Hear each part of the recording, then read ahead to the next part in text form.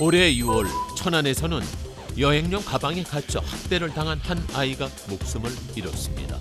9월에는 인천에서 엄마가 집을 비운 사이 일어난 화재로 인해 형제 중 한 명이 목숨을 잃고 10월에는 서울에서 입양한 아이를 학대해 또 한 아이가 세상을 떠났습니다. 끊임없는 아동학대 사건 발생에 정부는 아동학대 대응 체계를 개편했습니다. 아동학대 컨트롤 타워가 민간이라는 것에 대한 수많은 비난이 있었고요. 이제 그것에 대해서 이제 국가와 지자체가 아동학대에 대한 책임을 가지고 대응하라는 이제 그런 사회 요구가 이제 아동복지법 개정으로 이어졌고요. 그에 따라서 2020년 10월부터 선도 지역인 118개 시군에 먼저 전담 공무원이 배치되게 되었습니다. 공공 중심의 아동 보호 체계를 구축하기 위한 아동 학대 전담 공무원 배치 등의 변화가 올해 10월부터 시작된 가운데 약 3개월이 흐른 지금 현장에서는 다양한 목소리가 나오고 있습니다. 보호가 필요한 아동들을 보호시설에 인도해야 되는데 가정 내에서 안전한 보호를 받지 못하면 당연히 보호시설로 가야 되잖아요.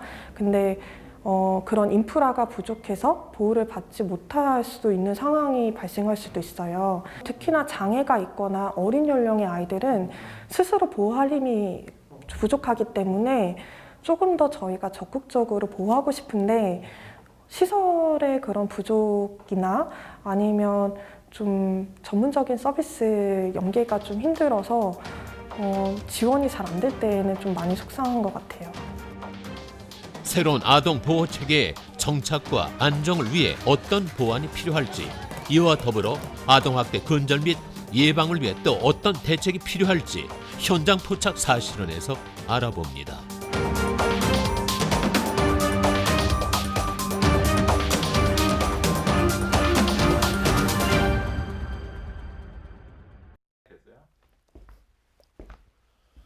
가혹행위, 방임, 유기 등 올해도 충격적인 아동학대 사건들이 끊임없이 발생하고 있습니다.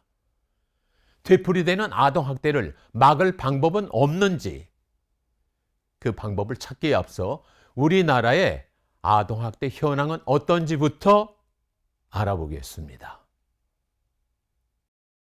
지난 5월 29일 경남 창녕에서는 부모에게 상습적인 학대를 당했던 9살 아이가 집을 탈출해 이웃 주민에게 발견되면서 끔찍한 아동학대가 세상에 알려졌습니다. 12월 15일 재판부는 부모의 학대, 유기, 방임에 죄를 물어 계부에게 징역 6년, 조현병 증세가 있는 친모에게는 3년을 선고했습니다. 아이에게 평생 씻을 수 없는 상처를 남기는 아동학대.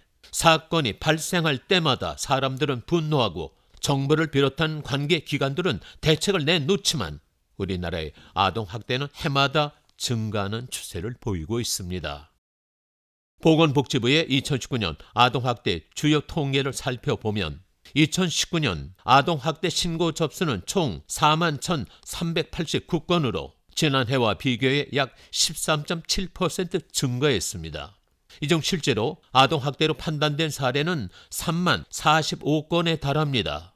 2015년과 비교하면 18,330건이 늘었고 이는 무려 2.5배 이상 늘은 수치입니다.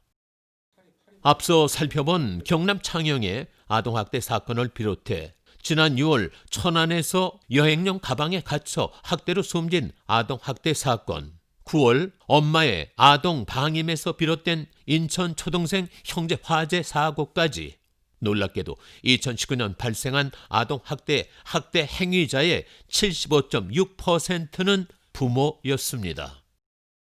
아동학대 발생 장소 역시 79.5%가 가정 내에서 일어났습니다. 아이들이 가장 안전하고 따뜻하다고 느껴야 할 부모의 품과 집이 어떤 아이들에게는 아동학대가 벌어지는 공포의 장소였다는 이야기입니다. 증가하는 아동학대 신고 건수만큼 꾸준히 늘고 있는 아동학대 사례 건수. 올해 정부는 아동보호체계 공공화를 주요 내용으로 하는 아동복지법과 아동학대 처벌법을 개정하고 이를 10월부터 시행하기로 했습니다. 그렇다면 그 내용에 대해서 더 자세히 알아봐야겠습니다. 정부는 올해 개정된 아동복지법과 아동학대 처벌법을 바탕으로 지난 10월부터 개편된 공공아동보호 체계를 가동했습니다. 이에 앞으로 모든 시군, 구는 아동보호 전담 인력 배치 등 공공중심 아동보호 체계를 구축하게 됩니다. 안산시는 아동학대 예방을 위한 선도도시 지역으로 아동학대 전담 공무원이 배치된 118개 시군구 중 하나입니다. 또한 안산시 의회는 이경혜 의원의 대표 발의로 지난 10월 30일 열린 제266회 제2차 본회의에서 아동학대 예방 및 피해 아동 보호 조례안이 통과됐습니다. 안산시 아동보호 전문기관이 안산시 아동학대 예방을 위한 정책 토론회에서 발표한 자료에 따르면 지난해 안산시의 아동학대 신고 접수 건수는 2020건, 그 가운데 1691건이 아동학대로 판명됐습니다. 이는 지난해보다 660건이나 늘어난 숫자입니다. 제작진은 안산시 아동보호 전문기관 최정미 팀장을 만나 안산시 아동학대 현황에 대해 좀 더 자세히 물어봤습니다. 작년에 경기도 같은 경우가 9,900건 정도가 신고가 됐어요. 그래서 경기도에 14개의 아동보호 전문기관이 있는데 평균 한 개 기관당 700건, 약 700건의 신고를 받은 거에 비해서 이제 안산은 2,020건이라는 숫자가 거의 3배 가까운 좀 신고를 받았었습니다. 그래서 이는 안산이 학대가 더 많은 지역이다라고 이해하시는 것보다는 그만큼 큰 사건이 일어나기 전에 조기 예방해서 더 큰 사건이 나지 않도록 예방하는 업무들을 진행하고 있다라고 이해해 주시면 감사하겠습니다. 실제로 안산시 아동보호 전문기관은 최근 5년간 전국의 아동보호 전문기관 중 신고율 1위를 차지했습니다. 또한 피해 아동 발견율은 14.8%로 전국의 3.8배에 달합니다. 다시 말해 안산시는 아동학대 신고 건수가 많은 만큼 역설적이게도 많은 학대 아동들을 발견해 보호할 수 있었다는 이야기입니다. 제작진은 10월 새로운 아동보호 체계가 적용된 이후 달라진 아동보호 전문기관의 역할에 대해서도 물었습니다. 조사를 한 결과가 아동학대가 있었다라고 판단이 되면 저희 기관에서 아동 가정이나 그다음 피해 아동 그리고 학대 행위자 아니면 다른 아이의 형제자매 기타 보호자분들에게 학대가 발생했던 위험 요인들을 저희가 욕구 파악해서 그 요인들이 다시 발생하지 않게끔 저희가 서비스들을 지원하고 있어요. 이번 아동보호체계 개편으로 민간기관인 아동보호 전문기관은 재학대 방지를 중점으로 하는 사례관리 전문기관으로서의 역할이 강화됐습니다. 그렇다면 아동학대 전담 공무원은 어떤 역할을 하는 것일까요? 제작진은 안산시청을 찾아 고명석 아동학대 전담 공무원에게 아동학대 전담 공무원의 역할에 대해서 물었습니다. 안산시는 2020년 12월 기준 8명의 아동학대 전담 공무원이 활동 중이며 2021년 아동 관련 업무를 전담하는 부서를 신설, 아동학대 전담 공무원 10명을 충원할 예정입니다. 전담 공무원은 당직 체계를 갖추고 24시간 신고 대기 체계를 갖추고 있고요. 경찰과 함께 이제 아동학대 신고를 접수를 하고요. 아동학대 신고 접수하면서 현장 출동을 하게 됩니다. 이에 따라서 아동학대가 발생한 지역이나 그런 의심이 되는 곳에 출입할 수 있는 권한과 조사권을 가지고 있습니다. 그래서 그 해당 가정과 그리고 해당 아동 그리고 행위자에 대해서 조사를 하고 피해 아동 보호 계획이라는 것을 새로 세워서 아동 보호 전문기관으로 이관을 하면 이제 아동 보호 전문기관이 그 계획에 따라서 사례 관리를 하게 됩니다. 그리고 사례 종결이 되면은 전담 공무원과 아동 보호 전문기관이 이 가정에 대해서 더 이상 개입할 것인가, 더 해야 될 것인가 이런 사례 종결까지가 저희 전담 공무원 역할입니다. 아동학대 전담 공무원은 학대 조사, 상담, 보호계획 수립, 사례 관리, 종결까지 모든 과정을 총괄합니다. 다시 말해 지자체가 지역 아동보호의 핵심 주체가 된다는 것입니다. 제작진은 아동학대 전담 공무원과 기존 아동보호 전문기관의 아동학대 조사 업무의 가장 큰 차이에 대해서도 물었습니다. 저희는 공무원이기 때문에 공무 수행을 하는 역할이기 때문에 일단 기본적으로 조사 거부에 대한 과태료를 묵일 수 있는 권한이 있고, 그리고 또 경찰을 동행 출동할 수 있는 권한이 있기 때문에 아무래도 그 행위자들한테 이런 강제력을 행사할 때 좀 국가의 공권력을 사용한다는 것에 가장 큰 차이점이 있다고 볼 수 있겠습니다. 아동학대 전담 공무원은 기존 아동보호 전문기관의 아동학대 조사 업무와 달리 학대 행위자에게 강제력을 행사할 수 있는 권한을 가지게 됐습니다. 아동학대 조사 업무는 아동학대를 판단하기 위한 가장 기초적인 자료로 아동 스스로 학대를 표현하지 못하거나 증거를 확보하지 못하는 경우도 있기에 더욱 중요합니다. 아동학대 전담 공무원을 통해 아동학대에 대한 공공의 책임을 강화하겠다는 정부의 의지는 긍정적인 변화입니다. 하지만 과연 이것만으로 아동학대 근절과 예방이 효과적으로 이루어질 수 있을까요?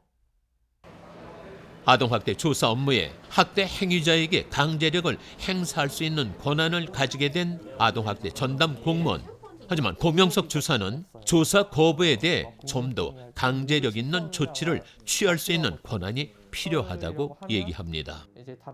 아동학대라는 것 자체가 이 다른 범죄와 달리 행위자들이 범죄라는 인식을 시키는 것 자체가 어렵습니다. 최대한 설득하고, 그러한 과정 속에서도 저희가 이제 욕설을 많이 받는다거나 아니면 조사를 거부한다거나, 그리고 또 저희가 아무래도 공무원이다 보니까 이 민원을 통해 가지고 내가 억울함을 표시한다던가 이제 이런 것들이 가장 큰 어려움이라고 볼 수 있겠습니다. 네.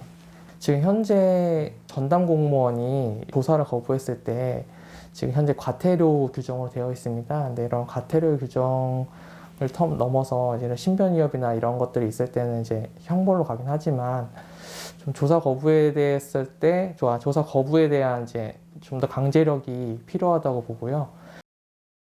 지난 10월 13일 일어난 서울 양천구 16개월 된 아동학대 사망 사건은 아동학대 조사 업무의 중요성을 알려줍니다.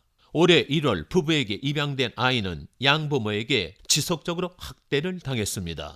5개월 동안 어린이집 등에서 아동학대 의심 신고가 3차례 있었지만 당시 경찰은 번번이 아동학대 혐의가 없었다는 결론을 냈고 결국 아이는 숨졌습니다. 이후 보건복지부와 경찰청은 2번 이상 신고되는 아동학대 사례에 대해서 피해 아동을 학대 행위자로부터 분리 보호하는 즉각 분리 제도를 마련하기로 발표하고 1월 12월 1일부터 적용하기로 했습니다. 하지만 아동학대 관련 업무 종사자들은 즉각 분리 제도 또한 보완이 필요하다고 얘기합니다. 즉시 분리를 하려고 해도 쉼터가 너무나 부족합니다. 현재 전국에 70여 개소밖에 없고 대부분의 정원이 차 있는 상태에서 이 아이를 보내려면 전국 신군구 쉼터를 다 전화를 하고 그 아이를 받아줘야만 아이를 보호할 수 있고, 그리고 만약에 그 아이가 쉼터가 없고 성별이 맞지 않으면은 또 다른 쉼터를 찾고, 이러한 가운데 이러한 시간이 계속 소요되는 날이 있어서 복지부에서 정책적으로 쉼터의 수를 늘려주고, 쉼터 입장에서도 아이들을 이제 초단기로 보호할 때 좀 재정적으로 지원할 수 있는 이런 재정 근거를 마련해 준다고 하면은 일단 이러한 그 아이들 보호할 수 있는 보호 체계부터 빨리 마련돼야 된다고 봅니다. 2019년 기준 한 해 아동학대 사례 건수는 3만여 건. 하지만 2020년 10월 기준 학대 피해 아동 보호 쉼터는 전국에 70여 곳에 불과합니다.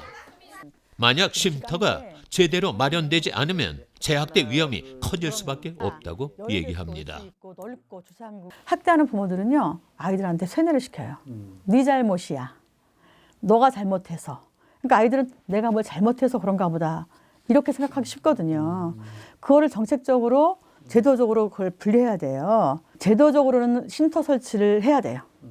각 연령별로 또 아동비, 청년기, 영유아기 맞춰서 성별로 이렇게 쉼터 설치를 하고, 쉼터 설치를 관리할 수 있는 센터를 설치해서 센터에서 각 쉼터의 그 전문 기관 그 요원들을 다 배치하고 사례 관리하고, 그다음에 어떻게 하면 도울 수 있는가 이런 것들을 해야 될 때가 저는 왔다고 생각합니다.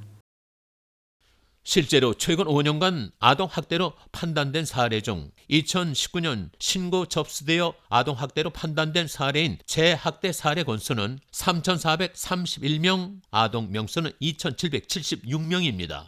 해마다 재학대 사례 건수는 늘고 있으며 아동학대 사례 중 재학대 사례 비율 또한 커지고 있는 상황. 아이들에게 아동학대라는 끔찍한 상처를 되풀이하지 않기 위해서는 쉼터 마련이 절실해 보였습니다. 철저한 아동학대 조사를 할 수 있는 환경과 피해 아동을 위한 쉼터 마련 등의 제도 보완이 필요한 상황. 이번에는 좀 더 넓은 관점에서의 제도 보완에 어떤 것이 필요할지 물어보도록 하겠습니다. 지난 12월 20일 청와대 국민청원에는 아동학대 전담 공무원의 목소리를 들어주세요라는 제목의 국민청원이 올라왔습니다. 지방에서 아동학대 전담 공무원으로 일하고 있다는 청원인은 아동학대 피해 아동 쉼터 확충을 비롯해 아동학대 전담 공무원 배치에 따른 예산 지원 및 처우 개선, 전국 시군구 아동학대 전담 공무원의 조기 배치를 요청했습니다. 안산시는 전국에서 아동학대 전담 공무원이 가장 많은 지자체이기도 합니다. 제작진은 고명석 주사에게 근무 환경에 대해서 물어봤습니다. 현재 저희 시는 이제 8명이어서 당직 근무를 하고 있는데 이제 아무래도 저희가 조사 업무를 하다 보니까 그리고 가정에 방문을 해야 되기 때문에 맞벌이 가정이 많아서 저희가 실질적으로 조사는 18시부터 진행이 된다고 보시면 됩니다. 그래서 야간 업무를 하고 나서 다음날 또 당직 근무를 서고 그러다 보니까 솔직히 이런 근무적인 영향이 많이 이제 그 한계가 있고요. 아무래도 또 저희가 지방 공무원의 근무 규정에 묶여 있다 보니까 이런 전담 공무원 같이 이런 특수한 공무원이 생겼다고 하면은 이제 그 공무원에 맞는 근무 규정이 필요하다고 봅니다. 예. 아동보호 전문기관의 상담사들 역시 비슷한 고충을 겪고 있습니다. 최정미 팀장은 상담사들의 높은 이직률과 충원의 필요성에 대해서 얘기했습니다. 지역 내 시민들이나 아니면 신고 의무자분들을 대상으로 교육하거나 홍보하는 활동도 굉장히 중요한데 사실 현실적으로 지금 그런 인력들은 조금 턱없이 부족한 상황이긴 합니다. 그래서 예방을 위한 홍보나 교육을 할 수 있는 자원도 굉장히 확충돼야 될 필요가 있고요. 아동학대에 대해서 개입을 하려면 좀 경험도 많고 숙련된 종사자들이 필요합니다. 그래야 전문적인 서비스를 개입할 수 있거든요. 근데 지금 종사자분들이 대부분 1, 2년 만에 힘들어서 그만두시는 상황이에요. 그래서 축적된 경험들을 잘 활용되지 못하는 상황이기 때문에 이 종사자분들이 장기 군속할 수 있는 환경이 조성돼야 될 것도 굉장히 중요한 이슈일 것 같습니다. 제작진은 더욱 다양한 의견을 듣기 위해 안산대학교 유아교육과 김명아 교수에게 아동학대 근절 및 예방을 위한 제도적 보완에 대해서 물어봤습니다. 아동학대의 70% 이상이 가정에서 이루어진다는 점에서 부모를 비롯한 양육자, 양육 부담을 경감시키려고 하는 복지 정책도 굉장히 중요합니다. 사회교육 시스템을 통해서 부모들에게 다양한 또 훈육 방법 등의 교육도 아동학대를 감소시키는 주요한 그 원인이 되고 있는 거죠. 그러니까 사실 우리의 모델은 미국이나 일본 같이 이렇게 처벌 중심적인 그런 국가들이 모델이 돼서는 좀 안 되는 것 같아요. 그러니까 그 일상적으로 양육자들이 자녀를 잘 양육할 수 있도록 하는 그 기본적인 어떤 환경을 구축해주는 북유럽 그런 복지적인 시스템들이 아동 학대랑 좀 연결 지어서 우리들의 모델이 돼야 되는 거 아닐까? 이제 그런 생각을 좀 합니다. 김명아 교수는 강력한 처벌과 대응도 중요하지만 이보다 양육자의 양육 부담을 줄일 수 있는 지원과 사회교육 등 복지 시스템이 만들어져야 아동학대 예방을 할 수 있을 것이라고 얘기했습니다. 그리고 교육기관에서의 아동학대를 줄일 수 있는 방법에 대해서도 얘기했습니다. 아동이 돌봄받고 교육받는 유치원이나 어린이집, 학교 등에서도 교사가 아이를 잘 돌볼 수 있도록 하는 환경을 지속적으로 구축하려는 노력이 또 필요합니다. 교육기관에서도 교사하고 아이들 비율을 좀 줄여주고 교사가 아동들을 잘 돌볼 수 있도록 하는 그 어떤 복지적 시스템이 같이 고민되는 게 또 필요한 것 같습니다. 또한 인식 변화의 중요성에 대해서도 말합니다. 그래서 결국 아동학대 방지의 책임은 부모에게만 국한되어 있지 않다라는 걸 좀 인식하는 게 중요한 것 같아요. 그래서 정부, 지자체, 학교, 유치원, 어린이집, 그리고 이웃 공동체 이렇게 여러 주체들이 아동 학대라고 하는 것의 심각성을 같이 인식하고 이러한 것들을 해결하기 위해서 노력하려고 하는 의지 그리고 실질적 전략 이러한 것들을 좀 같이 논의하는 장이 필요한 것 같습니다. 맞아. 이경애 의원과 최정미 팀장 역시 비슷한 얘기를 합니다. 내 아이, 네 아이라고 생각하시지 말고 우리 아이라는 생각으로 이제 시각을 좀 달리 보셨으면 좋겠다는 생각이 들고 또 한 가지는 학대 아동들한테도 학대하는 부모만 있는 것이 아니라 이 세상에는 너희들을 돌보고 격려하고 그런 어른들이 있다. 어른이 되어서 정말 참 살아갈 수 있는 용기를 주는 어른이 있다는 믿음을 주는 것들이 우리 어른들이 해야 될 이제 의무라고 저는 생각이 들어요.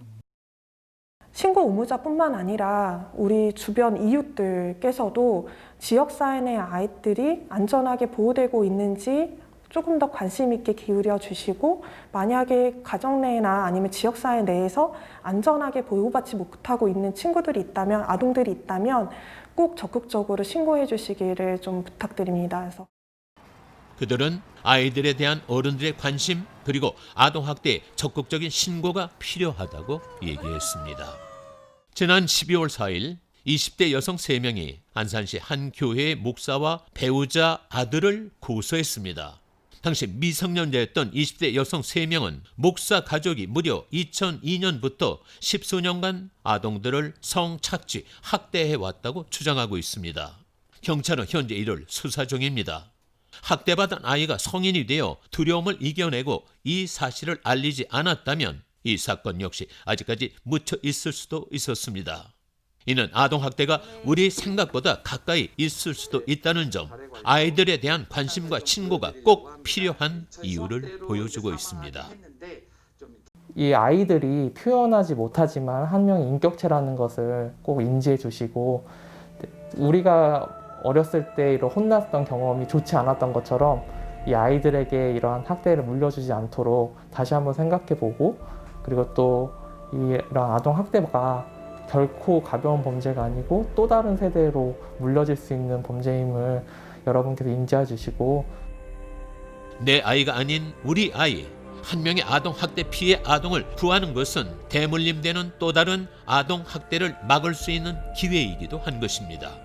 아이들을 바라보는 어른들의 따뜻한 관심과 사회의 변화가 있어야 할 것입니다. 아동학대라는 끔찍한 범죄로 짧은 생을 마감한 아이들. 그리고 어떤 아이들은 지금도 끔찍한 아동학대의 공포를 견디고 있을지도 모릅니다. 아동학대를 감시하는 모두의 눈은 한 아이의 인생을 바꿀 수 있습니다. 이러한 인식의 변화를 바탕으로 아이들을 학대로부터 보호할 수 있는 끊임없는 제도적 보완과 피해 아동 쉼터 마련, 전문 인력 충원 등의 대책이 필요한 때입니다. 지금까지 현장 포착 사실은이었습니다.